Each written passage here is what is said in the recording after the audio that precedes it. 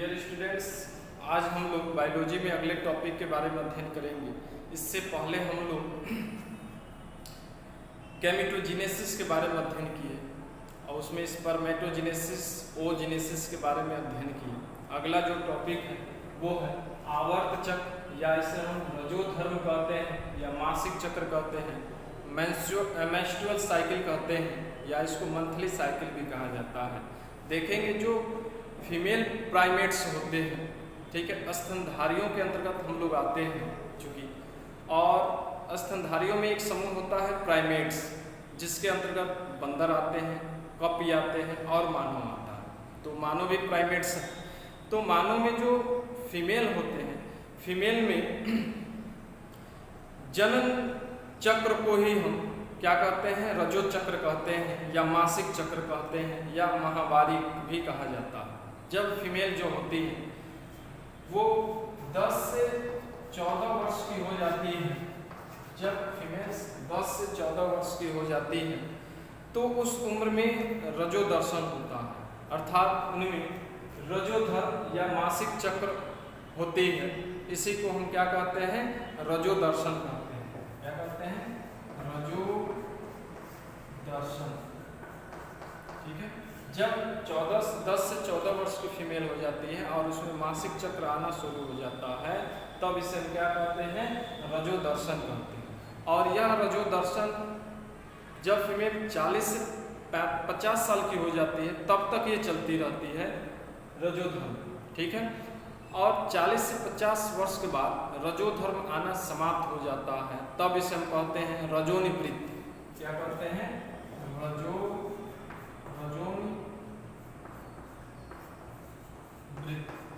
रजोनिवृत्ति कहते हैं। यानी जब रजो दर्शन होती है तो मासिक चक्र आता है और 40 से 50 वर्ष तक आता है, और 40 से 50 वर्ष के बाद जब मासिक चक्र आना समाप्त हो जाता है तब उसे रजोनिवृत्ति कहते हैं। ठीक है, देखेंगे कि इस प्रकार महिलाओं में रजो दर्शन से लेकर रजोनिवृत्ति तक के समय अवधि को हम जनन आयु कहते हैं, या ये भी कह सकते हैं रिप्रोडक्टिव एज कहते हैं। क्या कहते हैं, रिप्रोडक्टिव एज कहते हैं, रिप्रोडक्टिव एज कहते हैं।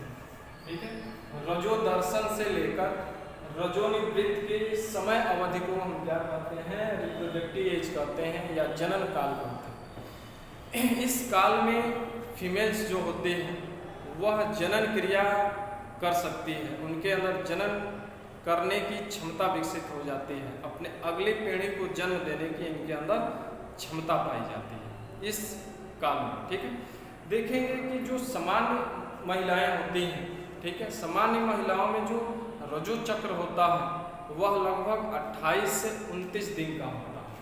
28 से 29 डेज, 28 से 29 दिन तक ये रजोधर्म या रजो चक्र होता रहता है, और फिर 28 से 29 दिन के बाद पुनः फिर अगला रजोधर्म आ जाती है। इस प्रकार हर महीने में रजो चक्र आती रहती है, चलती रहती है। ठीक है, रजो चक्र को 3 भागों में बांटकर अध्ययन किया जाता है। देखेंगे रजो चक्र को 3 भागों में बांटकर अध्ययन किया जाता है। वो 3 भाग कौन कौन है इन्हीं के बारे में जानेंगे। रजो चक्र को 3 भागों में बांटा गया है। पहला जो है रजोस्राव, मेंस्ट्रुएशन फेज कहते हैं, रजोस्राव,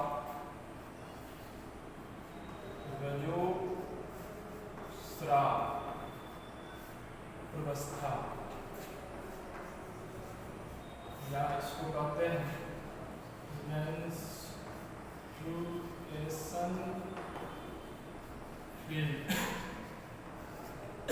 मेंस्ट्रुएशन फेज कहते हैं। रजोस्राव प्रवस्था है, पहली प्रवस्था है।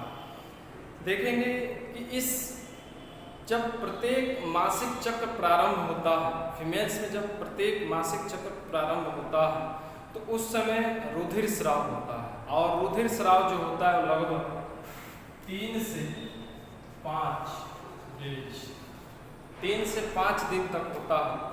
ठीक है, और रजोस्राव ये चलता रहता है।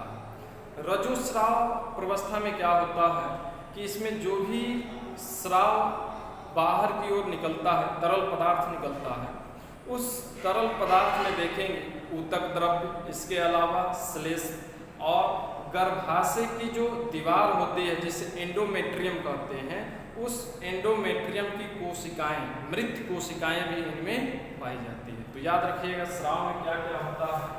उस स्राव में जो रजोस्राव होता है, जो तरल पदार्थ स्रावित होता है, उसमें कौन कौन से पदार्थ होते हैं, तो उसमें ऊतक द्रव्य होते हैं, श्लेष्मक पदार्थ होते हैं, इसके साथ साथ जो गर्भाशय की आंतरिक दीवार, जो कि आप लोग को हम बताए हैं कि गर्भाशय की जो फोल्डेड आंतरिक दीवार होती है उसे हम एंडोमेट्रियम कहते हैं। एंडोमेट्रियम की दीवार की जो कोशिकाएं हैं, डेड कोशिकाएं भी इनमें पाई जाती हैं, ये सब होता है। इसके साथ साथ इसमें 50 से, इस स्राव में 50 से 150 ml ब्लड होता है, ठीक है।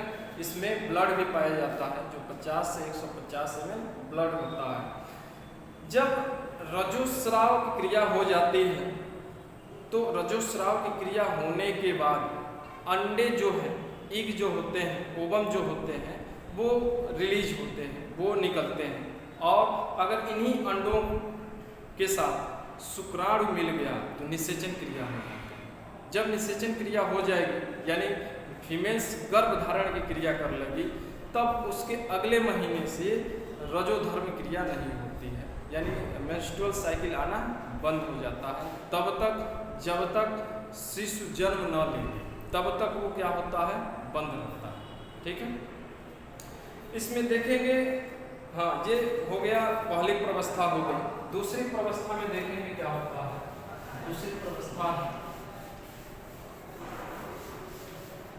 दूसरी प्रवस्था जो है उसे पूर्व अंडोत्सर्गी या पुटकी प्रवस्था कहते हैं।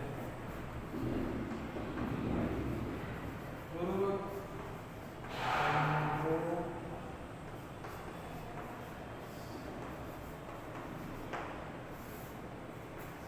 या पुटकी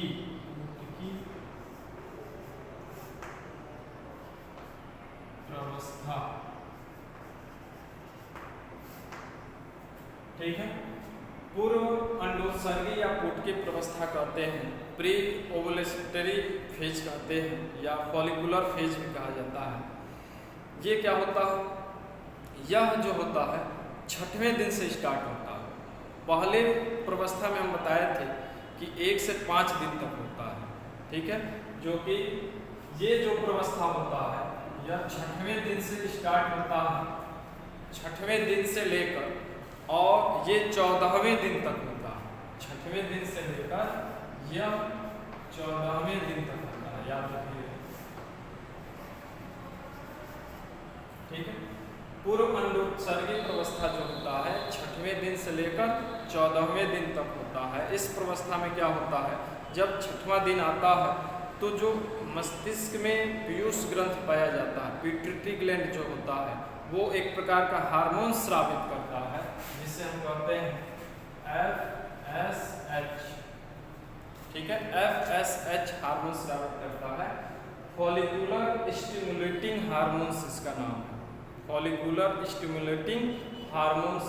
फॉलिकुलर मीन्स होता है पुटकी, ठीक है। फॉलिकुलर को ही हिंदी में हम पुटकी कहते हैं।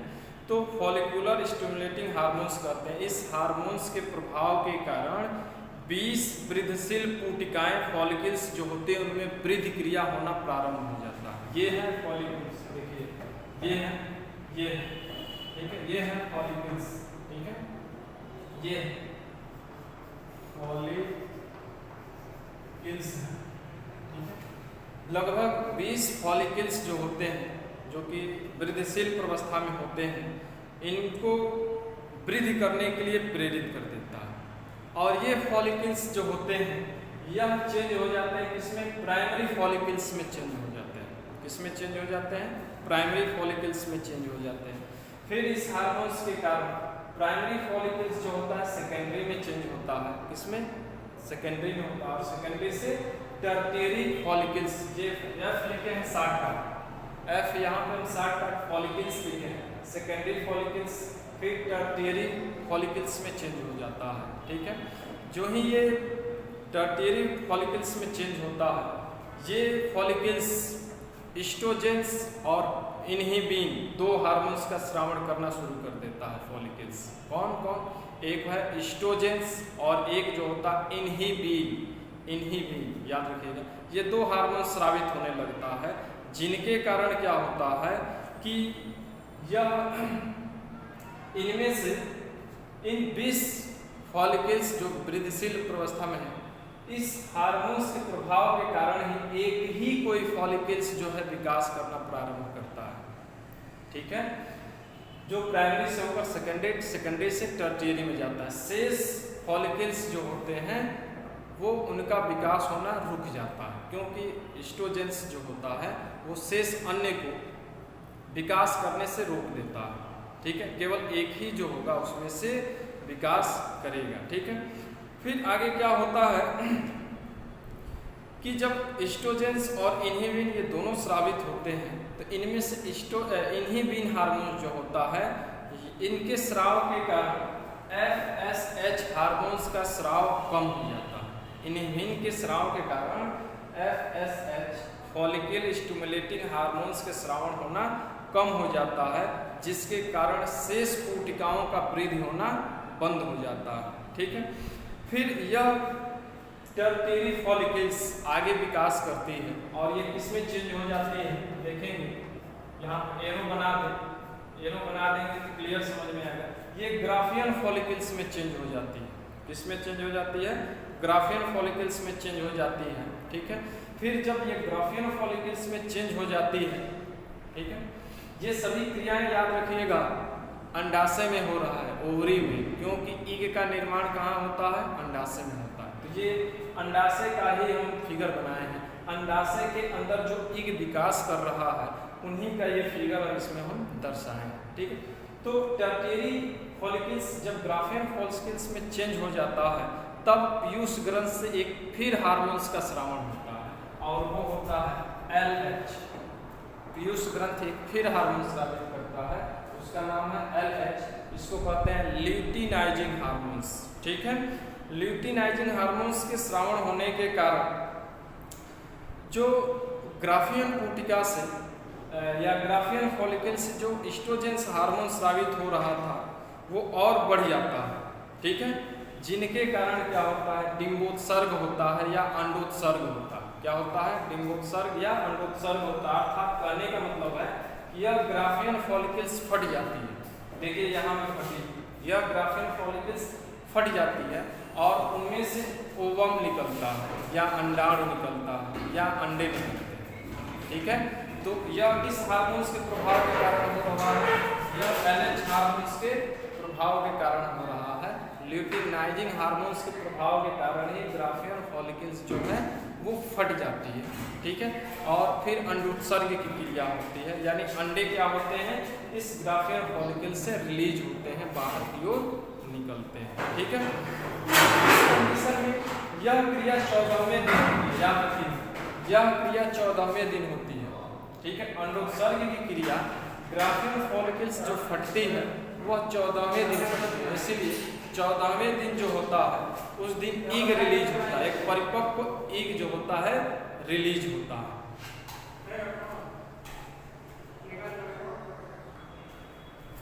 तो इसमें देखेंगे कि ग्राफियन कोशिका जब फटता है तो इसमें से ओवम निकलता है। ओवम जो निकलता है वो सेकेंडरी ओसाइट के रूप में निकलता है। ठीक है, सेकेंडरी ओसाइट के रूप में निकलता है। यह क्रिया 14वें दिन होती है, याद रखिएगा यह क्रिया 14वें दिन होती है। अंडोत्सर्ग की क्रिया 14वें दिन होती है।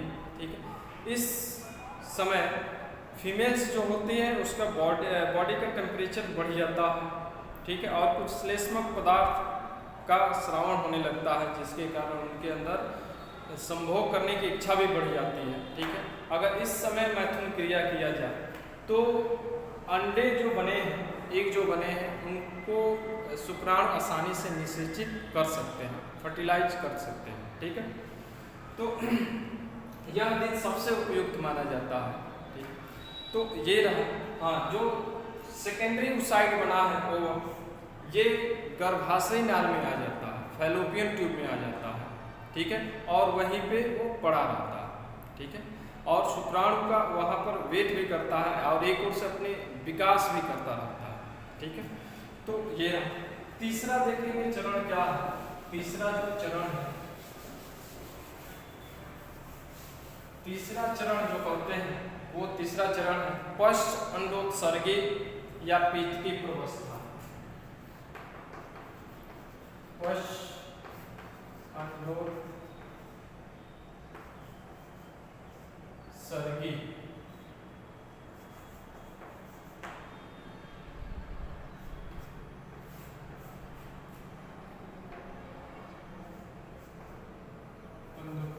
या पीत की होगा ना, पीत की प्रवस्था,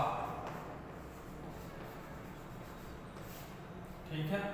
पश्च अंडोत्सर्गी या पीत की प्रवस्था है। देखेंगे कि इस अवस्था में ये नहीं है, इस अवस्था में क्या होता है, यह तीसरा फेज होता है, तीसरा अवस्था होता है। यह अवस्था 15वें दिन से लेकर 28वें दिन तक चलती है। 15वें दिन से लेकर 28वें दिन तक यह प्रवस्था चलती है, ठीक है।